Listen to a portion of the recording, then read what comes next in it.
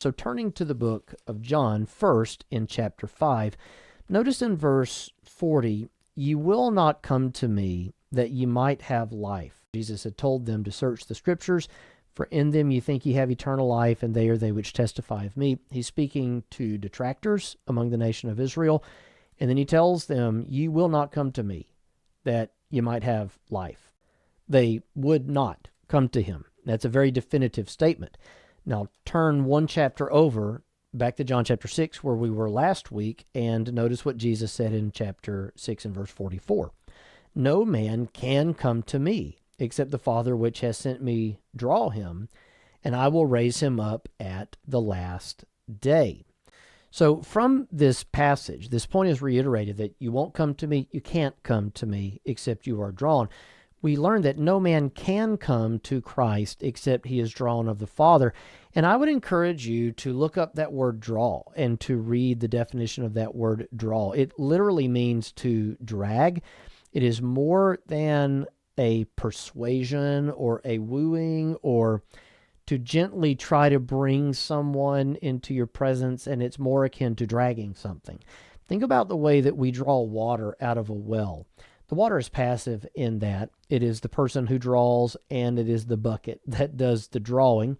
At the same time as a net draws a fish up out of the water, that fish is drawn out of the water. That's the same sort of sense of this word, that the Father draws people unto himself. He draws us to him.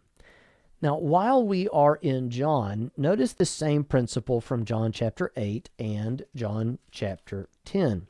In John 8, speaking to detractors, Jesus says, "Why do you not hear my speech, even because you cannot hear my word?" There's another cannot. You cannot come to me except drawn. You cannot hear my word. Here Jesus says, they heard with their ears. They could hear the noise he was making, but it didn't find a place in their heart.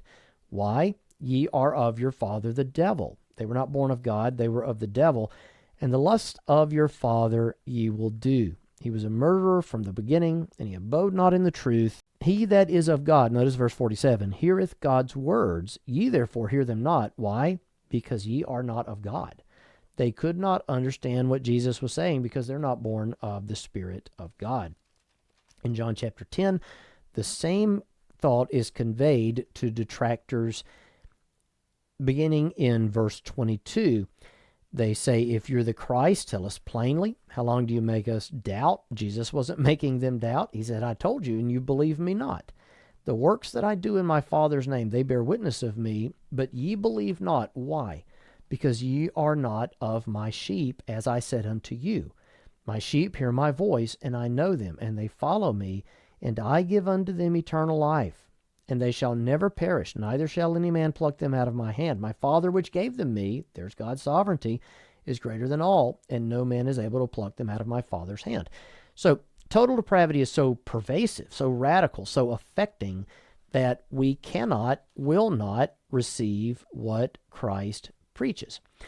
We cannot receive him, we cannot believe on him if we are in our natural state.